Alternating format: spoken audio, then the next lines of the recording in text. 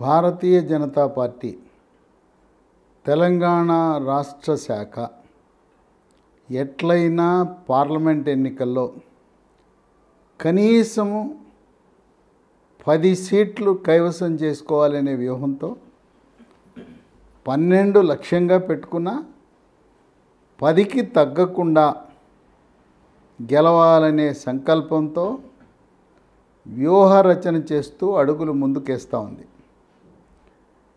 గతంలో 2018లో శాసనసభ ఎన్నికల్లో ఒకే ఒక ఎమ్మెల్యే రాజాసింగ్ గెలిచాడు.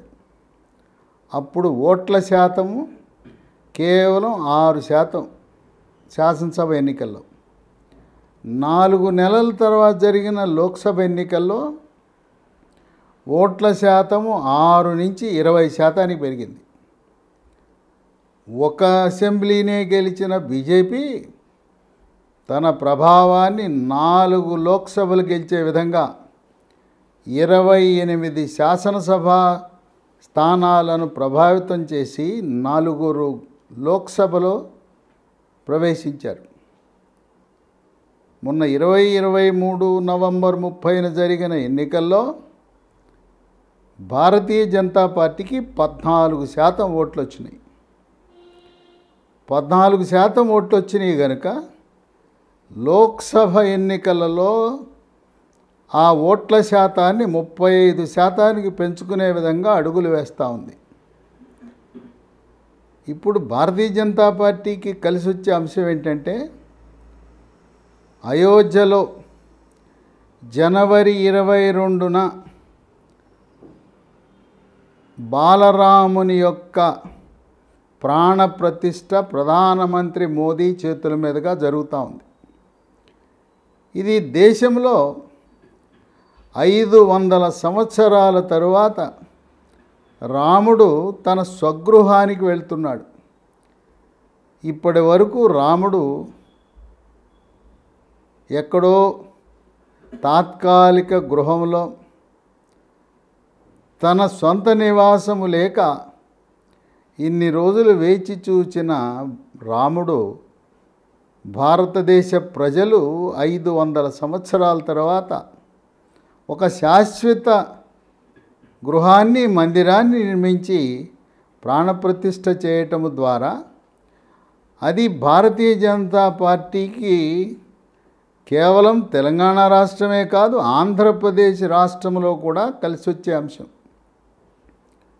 ఈ రోజున రామజన్మభూమి ప్రాణప్రతిష్ఠ సందర్భంగా ప్రధానమంత్రి మోదీ ఇచ్చిన పిలుపు 22 జనవరి ప్రాణప్రతిష్ఠను టీవీలో వీక్షిస్తూ మీ ఇంటిని శుభ్రపరిచి మామిడి తోరణాలతో అలంకరించి సాయంత్రము ఒక దీపావళిలా దీపాలంకరణ చేయండి.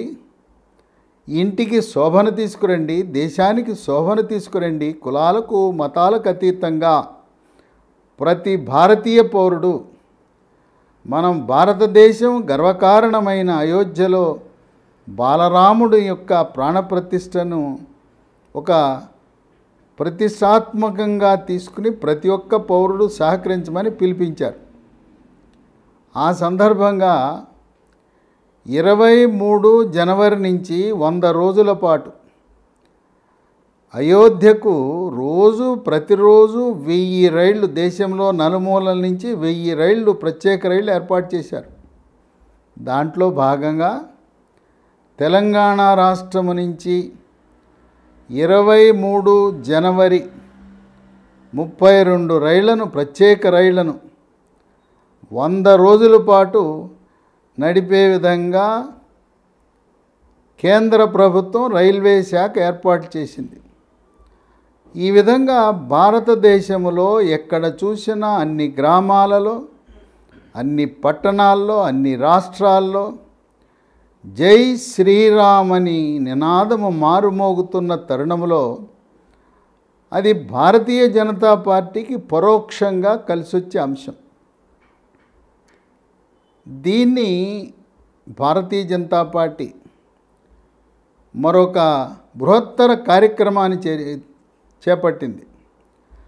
భారతదేశంలో ఉండే ప్రతి ఇంటికి కూడా అన్ని రాష్ట్రాలలో శ్రీరాముని అక్షింతలు జనవరి 1 నుంచి 15వ తారీఖు లోపల చేర్చాలనే సంకల్పంతో గ్రామాన అక్షంతలు ఆ గ్రామానికి పట్టణానికి చేరగానే పెద్ద ఊరేగింపుతో రామ భజనలతో ఈనాడు దేశమంతా కూడా ఎక్కడ చూసినా జై శ్రీరామ్ అని మార్మోగిపోతూ ఉంది. సోషల్ మీడియాలో మొత్తం ఎక్కడ చూసినా రాముడు అయోధ్య నభూతో నభవిష్యత్ అనే విధంగా అయోధ్యలో 250 కోట్ల రూపాయలతో అయోధ్య రైల్వే స్టేషన్ యొక్క ఆధునీకరణ, అలాగే ఒక అంతర్జాతీయ విమానాశ్రయం, ఈ రెండు కూడా ప్రధానమంత్రి చేతుల మీదుగా డిసెంబర్ నెలాఖరులో ప్రారంభం చేయటం జరిగింది. అయోధ్య నగరంలో ఏ రోడ్డు వెంట వెళ్ళినా రోడ్డు పక్కన ఎటు చూసినా రాముని యొక్క విశేషాలు, రామాయణ విశేషాలు, ఆ విధంగా కాషాయ రంగుతో శోభని ప్రజ్వరిల్లుతూ ఉంది అయోధ్య నగరం.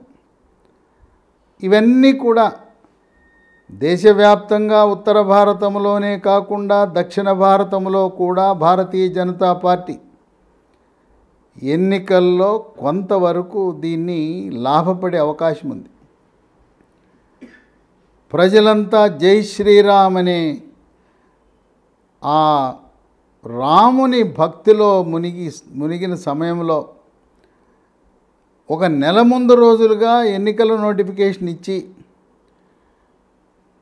ఏప్రిల్ నెలాఖరికల్లా ఎన్నికలను ప్రక్రియను పూర్తి చేసి ఆ రామ జన్మభూమి బాలరాముని యొక్క గృహప్రవేశము, మందిర ప్రవేశాన్ని భారతీయ జనతా పార్టీ తమకు అనుకూలంగా మలుచుకోవాలనే వ్యూహంతో వెళ్తూ ఉంది.